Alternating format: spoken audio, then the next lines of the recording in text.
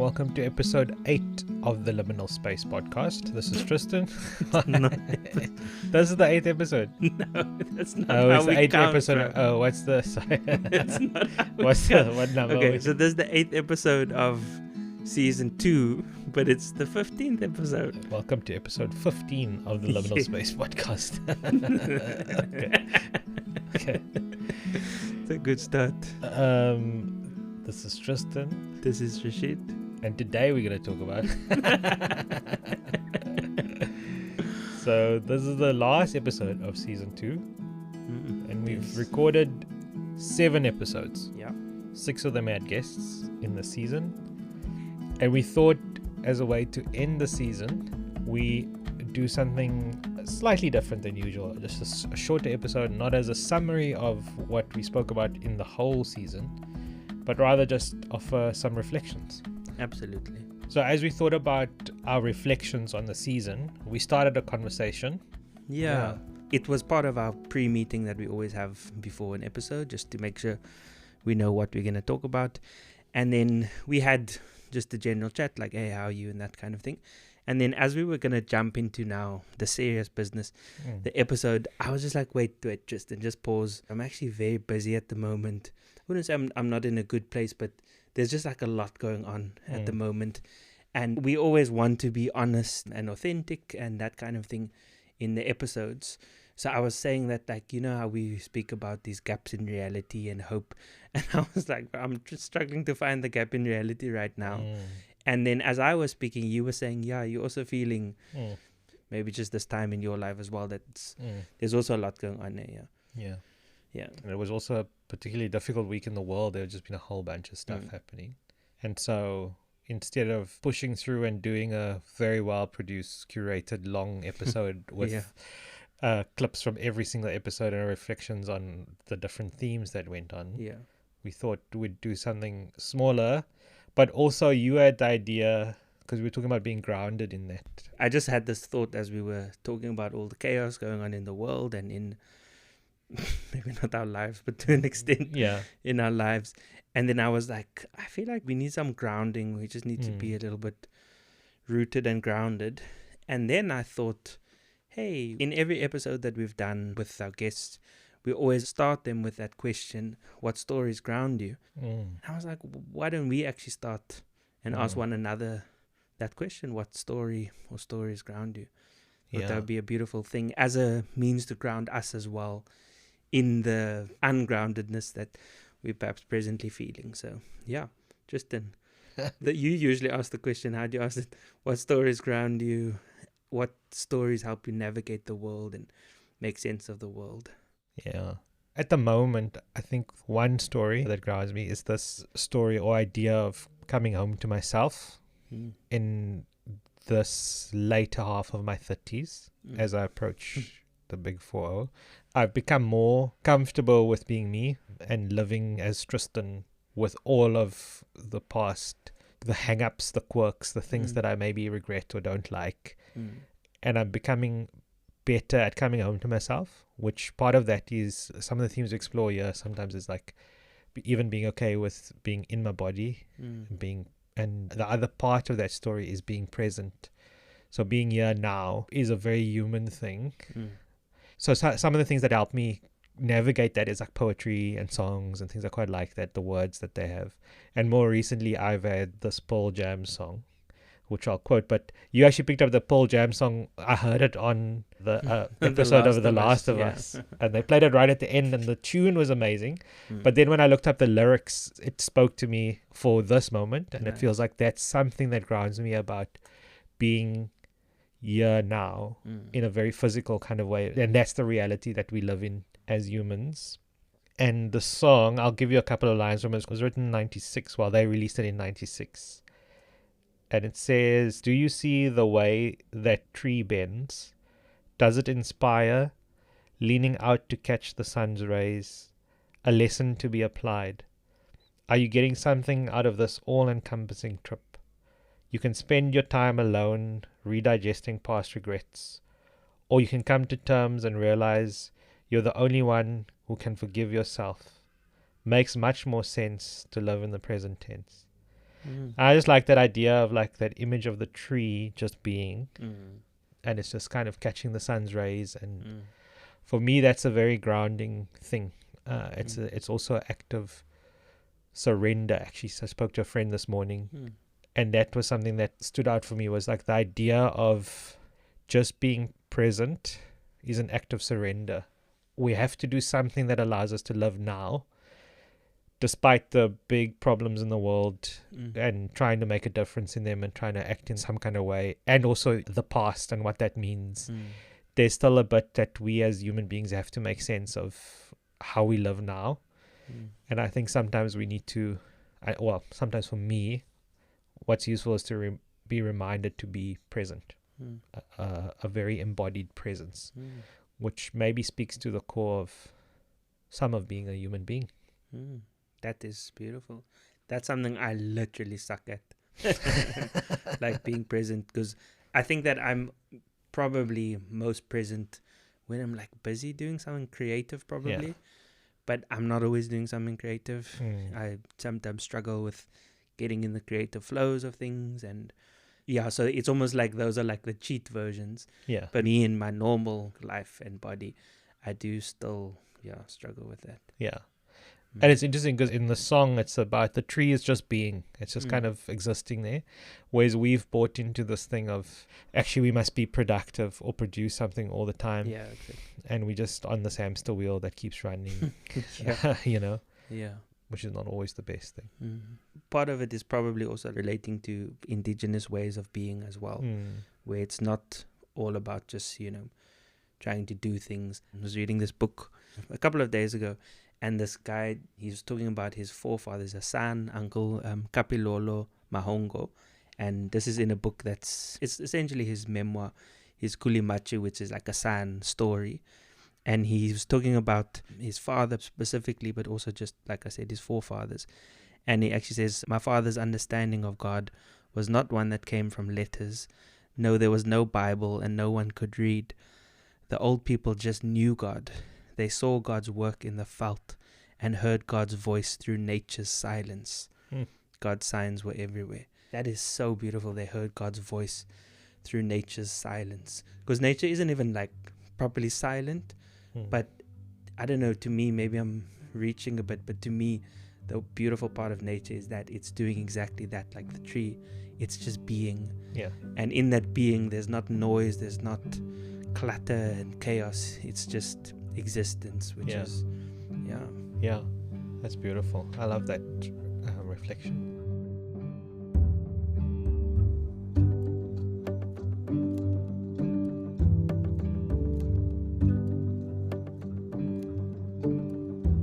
And if I asked you the question, what stories, so Rashid, what stories ground you and or help you navigate the world at the moment? I've never heard that question, so can you explain what you mean? What do I mean?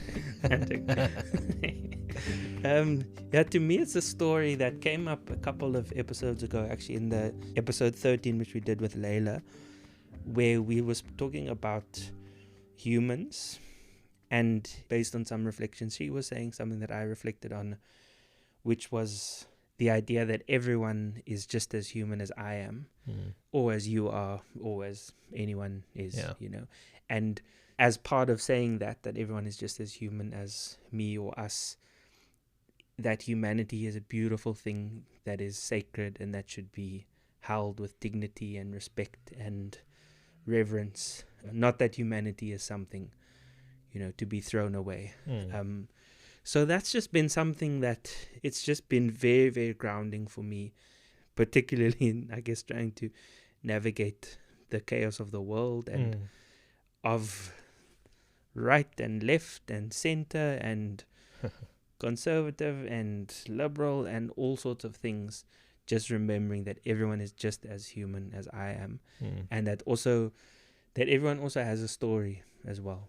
It's actually something we spoke about at the start of this season, this hierarchy of stories. Remember that? Yeah. And I guess it's part of that as well. Like, what's the economy of stories that we're dealing with? What stories are foregrounded and not? And I think that part of the gift of stories and of storytelling is that they also make us human. So if I'm looking at someone and I'm dehumanizing them in whatever way, I don't agree with them, or you know what I mean, whatever the situation is, I've noticed and discovered a lot of the time when I actually just look at them as a human and I listen to their story, that actually becomes rehumanizing, and I see them and I look them in the eyes and I'm like, oh, yo, I didn't know that was actually the case, that's what you actually mean. I didn't get that, I didn't understand that, and that's just something that, I don't know, I feel like humanity, it's something that we really, really need to hold on to. At least that I endeavor. Let me not try and give advice to anyone else, but that I really endeavor to hold on to. I want to acknowledge that everyone is just as human as I am. Yeah. That's also helpful, because if everyone's just as human as I am, I think part of it is it's also rehumanizing for myself, for sure. It's rehumanizing for the people I'm looking at, but it also, I'm thinking about in that episode that we spoke, and now as you speaking, there's this idea that if we are then as human, we have both the propensity for evil and good because of our human nature. And that's helpful, because then you can understand why people do the things that they do. Obviously, people can still do wrong or right things, but you can at least understand why those things happen because they are human. Just like I have the propensity for good and evil as well. Yeah.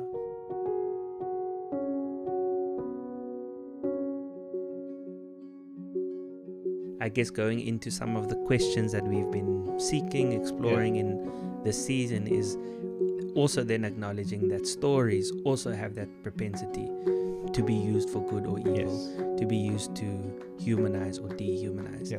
And I guess as we're progressing into there, to reintroduce this question that we've been loosely seeking to explore, I wouldn't necessarily say answer, which is, can stories change systems? Yes. Let me ask you, can they change systems? I think they can. I think we've asked. But you said that on the intro episode, we need an answer now. We don't deal in answers. Then what's people the point? Gonna hate it. That's a cop-out, yeah. No. I think stories have the capability of changing systems, for sure.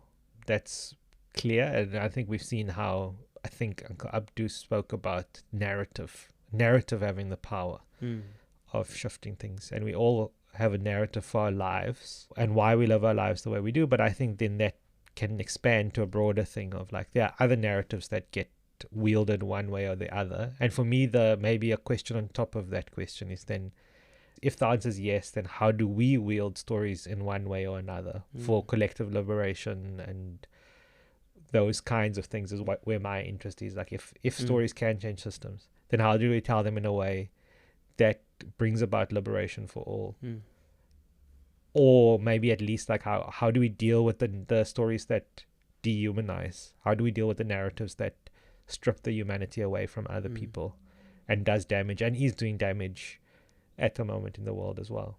That's a really good question, because I think the reality is that the systems that presently exist, they weren't created to bring about wholeness and humanity. They weren't created for that. They were created for a certain purpose, and maybe it's still important to continue interrogating that. Yeah. Like, what is the purpose of this present system that exists? For commercial gain, it's to make a few people at the top billionaires richer, something like that. But that's different from collective liberation, and that's not a rehumanizing story at all. Yeah. So I think that's also something important to acknowledge. Like, what are the systems that were never imagined for us? They were never imagined by us. And then acknowledging that, I think this is also an important acknowledgement that within the systems of the day, of the status quo, you can never come back to yourself. You know, you spoke about one of your stories, coming home to yourself. They're not designed for that. So you're going to have to try and do that on the outskirts, in the liminal space that's, you know, in the margins, that's trying to subvert those systems, which is probably why we're in liminal spaces and actually finding beauty and belonging in liminal spaces, or in spaces on the outskirts, you know. But still then trying to push back against the stories that form the status quo, the center, if that makes sense. So did we answer the question this season? So Yeah. Funny. I mean, if you had to ask me, I would say absolutely they can change systems. However, I would then also say that the systems haven't changed yet. So I don't like giving definitive answers for things that I can't actually point to and say, yeah, look there, it happened in that situation. There probably are actually some situations where it has happened in history and, you know, with certain things. But for me, what is more important than actually trying to answer the question, as we have spoken about a couple of times, is this idea of questions opening up new possibilities. So actually being like, what are the new questions that we can ask? Because then the thing that we thought was the question that needs to be answered or addressed or, you know, concluded, that's not actually the question. There's actually other questions that need to be asked, and it opens things up. So for me, this question that we're asking about whether stories can change systems, it's probably going to be one that I will probably carry with me for the rest of my life as like a framework or as a sensibility or something along those lines, which what it will end up doing, I think, is make me take stories even more seriously than I did before. So now I'm like even more convinced. And maybe that's for the podcast, is we adopt that posture. The sacredness of story, maybe that's another way of saying it, that stories are very important, that it is sacred, and that we think that it has the ability to change systems. And that's why it matters that we allow people to tell their stories, and that's our interest, or what we are keen for.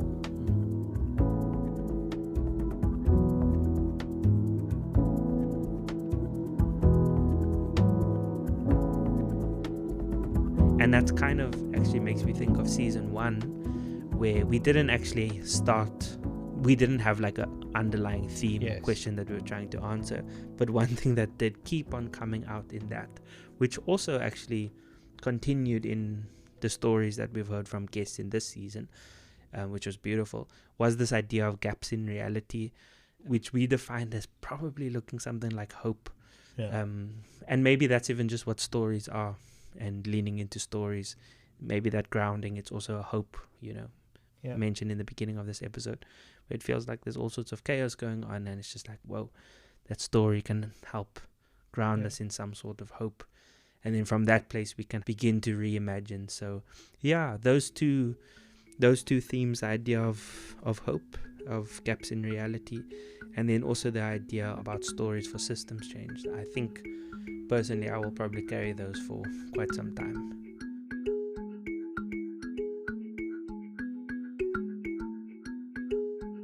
And so maybe as we approach winter in South Africa, it's a good time to take a break. And hibernate like bears. It's a natural process. And we need a rest, which we highly value, actually.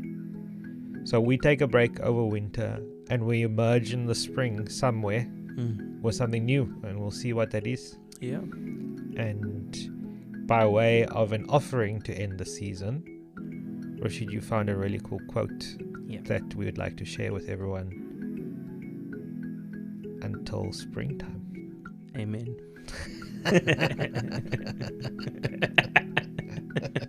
Okay. Very funny.